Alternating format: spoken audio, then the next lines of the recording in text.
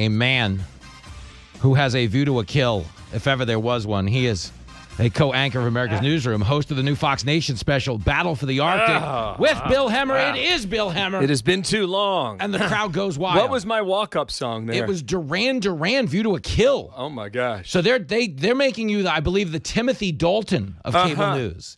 Because that was a good movie. That was an 80s Bond. It was between Bonds. Yeah. It was before Pierce Brosnan stepped in. Duran Duran had a couple videos that back Did they then, ever? too. Yeah. Duran Duran. My cousin Cindy's probably listening in Florida. She loved The Reflex. Oh. Remember those jams? The Duran Duran? They had a run. But it's good to see you, man. Yeah, you too. How's it going? Better now. It's been too long. I don't know where you've been, but it's nice to see you. And we're going to the moon with NASA. Hey, girl. Oh, you know where I've been? I've been reminding the world that none of this chicanery happens at my alma mater, Nassau Community College. You won't see a protest. You won't see a tent city at Club Nassau, as we called our college. Well, I don't know. No, you know, the 13th grade. It's early, Jimmy. No, you see, most of my students graduated and then moved into tents. I see. It's a different animal. But the president spoke out earlier today. I just wanted to get a quick take on this. Go. There were 9 days of silence between statements. The last one wasn't the best. He condemned anti-Semitism, but said he also condemned people who didn't understand what was going on in Palestine, which sounded like a little bit of both sidesism. Do you think today he was speaking to the carnage to the campuses or the carnage to the polls? Because this isn't a good issue for him.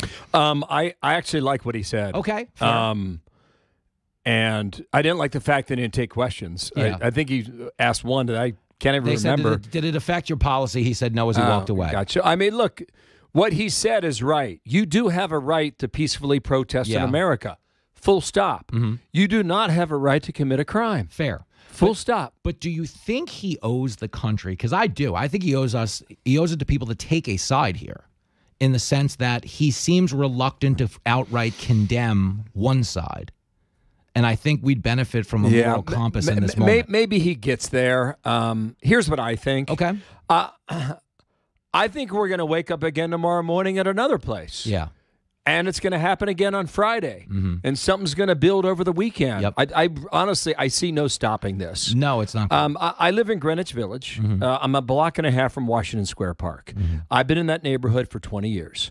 And, Jimmy, I can tell you every 2 years, every 4 years, every 24 months, every 48 months, the progressive left in New York City will be back. Yeah. But it won't be the same issue. No. It'll be something else or someone else, but they will certainly be back. Yep. Yesterday was May Day, right? Yep. Big communist socialist day. Yeah.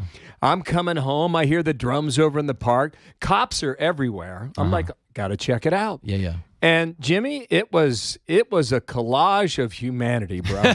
That's a nice way to say it. I mean, the folks in the middle in the fountain are smoking weed. Yep. The folks who want Israel, the United States to divest from Israel. Yeah. Okay, this is not a request to get the United States to divest from the South African government. No, ma'am. With Mandela in jail. No, ma'am. This is Israel, the only democracy in the Middle East. Yes. Okay. Only place that shares our values. On top of that, since it was May Day, the communists mixed in there with them. So it was a collage of humanity. And I'll say one more thing. I can't prove it. But look, we know how many tens of thousands of migrants are living here now, and there's a share, perhaps, that are probably jumping in. Well, now they're holding signs, and they're all professionally made. Oh yeah, well that's the thing. And those folks don't have jobs. Yeah. So anyway, that was a small sample. But everybody else, man, it was a party. Yeah, it was on a Wednesday night in Greenwich Village, Manhattan. Bill Hemmer is in studio. I don't think there's anything funnier than the fact that the communists up at Columbia ran out of food. Isn't that kind of history repeating itself? Yeah. They're like, hey, can you guys DoorDash us something? Right. And they gave him a list. Yeah, what do we want? Sushi. When do we want it now? Do you guys have any gluten-free shellfish? It's so wild to watch history repeat itself. As a comic, I'll tell you what leaps out at me. Okay, a lot of these schools banned comedy in the last 5 years because speech was violence. They're like, if Great, you joke yes, about something, right on. if you joke about something, you're denigrating it. People are that much more likely to harm it. But now they're having kill Israel rallies. Right. I'm like, can we just bring back the noon comedy show? Go back to Poland? Yeah. What was that all about? It's aggressive. Yeah. And you've seen my act. It's a lot more aggressive than anything in my act. So my gal Lily, she's 24 years old. We work together every day. She says, it's like 6:30 this morning. She said, what would you compare this to? I said, great question. Yeah.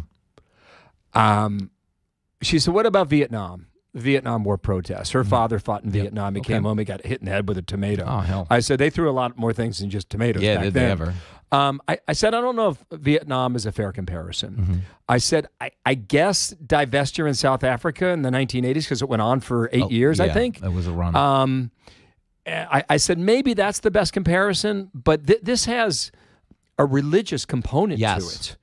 And that's what makes it different than just about anything we've seen, I think, in protest prior. I would agree with that, because when I tie it to local things I've seen in New York, I remember Zuccotti Park and Occupy Wall Street. I remember defund the police, none of which came with that religious component. There was obviously a race component to defund the police, but what I found to be the common thread in all of the last three moments I just named is it is the same people. For some people, it's almost like protest has become a brand in this country. It's almost become like a lifestyle. And I don't doubt that people have a genuine emotional investment in some of these causes, but there are a lot of people, like whenever they protest outside on 6th Avenue, I've seen enough of them now that I recognize them. Yeah, I'm like, right. oh, you're the climate guy. You're the cop guy. So it's like protest has become this generation's Grateful Dead. Okay, Jerry's dead. Okay, so now they follow protest around the country. Like, oh, we're going to see climate change in Philly this weekend, And that's the part of this that seems toothless. I would add one thing that I think there is an element of racism involved here. Yeah. There are people who hate the Jewish community. Correct. Yeah, that's where the racism is. Yeah. But again, those are the people that have been calling us racist forever. Okay, we were told you're a Nazi if you disagree with me. That went on forever. Yeah. So that's the part of this that I think is so rich. Now, getting to the politics of it, which is the least of my concerns, because I just like to see society restore order. I think you're a lot like me. If this country was genuinely being run well, I don't know that I'd care who was running it. President MC Hammer. Right. If Stanley Burrell could get out there in the baggy pants. Yeah. Things seem pretty calm. and I kind of like it. No, I like it. I like the idea of a border policy called can't touch this. That'd be good. Right. Let's get stay away. Everything's going to be okay. We could do it. And, as a guy who roots for a greater good, I just don't see us hitting the mark right now. If I was writing our country a review, it's review season. Yeah. I would say America's underachieving in certain areas. And that's where I think it would benefit us to have stronger leadership. I'm not, I don't need excuses to condemn Biden, but I think we need forceful leadership. Yeah, my feeling on that is that I believe I was watching CNN yesterday morning, 6:30 in the morning. Kate Bedingfield either did or recently worked with the Biden administration. Maybe she still is. I don't know. And she said at 6:30 in the morning, she said, if you look at the polling, that the Gaza war doesn't rate that high, especially with young Americans. Now, she was right about that. But I was like, that's a certain mentality. Yeah. That if you are basing your reaction on polling, that's a political equation. Yeah. And we're all over here going, well, where you been, dude? Yeah. Monday you were down. Sunday you were down. Saturday night, White House Correspondents' Dinner, scripted. Friday, Howard Stern. Yep. Today, Wilmington, North Carolina. All right, okay, but before you go to Wilmington, okay, finally we get... but he spoke to the pool today. A bit of a statement. He didn't even speak to a group. He spoke to the pool. Well, Roosevelt Room, that's a big deal. I mean, you could have gone to the Rose Garden. It was a beautiful day down there, but, that wasn't the option they chose. But at least he spoke. I think the last time he offered comment on this, Jimmy, was April 22nd. And that's 10, 11 days ago. Yeah. And I just think you're going to... the calculation I see, and...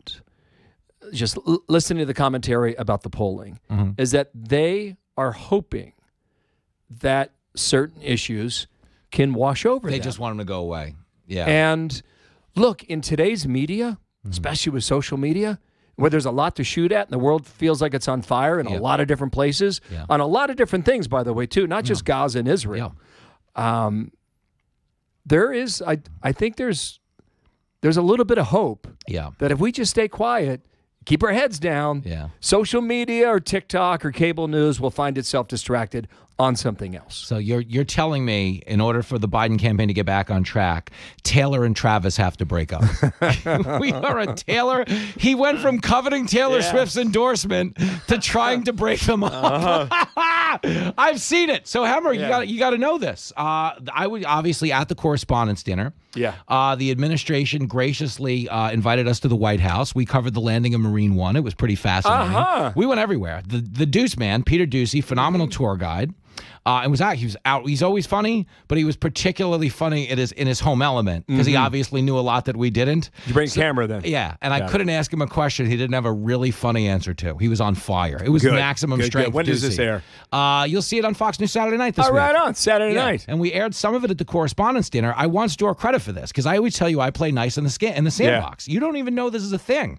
Last Saturday on my show, this is real. I had Lester Holt on. You're not ready for that. Al Roker, Savannah Guthrie, the cast of The Daily Show, Fran Drescher, and a senator by the name of John Fetterman. That's how I roll. That's Hammer. amazing. That's how I roll. Listen, you send me to D.C. I have to offer my full apology for not saying that. No, it was for the best. It was for the best. I could say I'll text you clips or something, but they were great. I would love to see it. But did anybody surprise you? Yes. Fetterman. This is outrageous. So Fetterman. He's taller than you. Wow. But he is. And you're not short. He is Kamala the Ugandan giant. Do you remember pro wrestling in the 80s? He's a big dude, man. Yeah, he's shocked a lot of people. Massive. So why did he surprise you? Okay. He came on to the red carpet, eager to speak with me. Hey, man, what's up? Eager? Yes. Fox. Met his wife. Fox Mike? Yep, they absolutely had the Fox News Saturday Night Mike flag. Everybody was super friendly, but I also have a good way of, before we go live, being like, hey, this is a super easy, I'm going to ask you like an open bar question, and let's just say hello to America and be bipartisan here. And they love that, and they were good. And to the credit of the NBC people, they were great. Okay, but Fetterman came on, and he was leaning into the critiques of his wardrobe. So to the correspondence dinner, he wore a white sweatshirt tuxedo. And shorts. Yeah. I said, dude, you deserve your own fashion line. That was the opener. That was the opener. And he goes, I don't have a tuxedo because I don't have a bunch of gold bars like Bob Menendez. I was like, dude, that's a body slam. Wow. On a friendly fire night. Yes. He took out his own guy. Yes, it was unbelievable. That is a surprise. So I said, is that how we're paying for this with the gold bars? He said, I hope so. You know, country's in a lot of debt. I was like, wow. Wow, 2 for 2. This is amazing. Then what happened? He laughed about it, and then I asked him if he's as a Pennsylvania guy, can he take a public position on Steelers or Eagles? He said the correct answer is Steelers. Yes, because he's from that part but he of the also state. said, but if you read further to the next level of the answer, he says the answer to the question you haven't even asked me is Sheetz gas stations. Because there's a divide in the state between Sheetz and Wawa. Yeah. And the Sheetz crowd is a Route 80 Western PA crowd. My people, your people. Yeah, right. Because you're going to see Sheetz as you get closer to Youngstown. Yes. Okay, and that's where he leans. He's Team Sheetz. That's good. And I loved it. It was great. Yeah, you'll never forget that. You need to put that in your material. Yeah, it should be there. Last thing I'll give you. Yes. You talk about a guy evading the answer to a question. We had rapper Jermaine Dupri, who was famously, I believe, married to Janet Jackson at one point. Yes. Great guy. Okay. I confronted him on the red carpet and in a friendly way. I said, Mr. Dupri, you had a #1 song, 1999, I believe, called Money Ain't a Thing. I said, but the country's now $34 trillion in debt. Do you accept some responsibility for encouraging this type of lifestyle? And he laughed and attempted to walk away. And I said, will you at least consider recording a remix called About That S? And he just laughed. He does not take responsibility. That's good. But Dupree, $34 trillion. Money might be a thing. I don't know. Yeah. But we played good in the sandbox. You'd be proud. Nicely done. And the last thing. That's a room of vipers, by the way. Is it ever, man? I mean, you got, what was it, 2,000 people or was it 4,000 people? It was a huge number. It was, I think it was bigger a than big that. number with a lot of people who don't have a lot of time for people like you and me. Well, the joke of the whole trip, and we can close on this, is at the White House.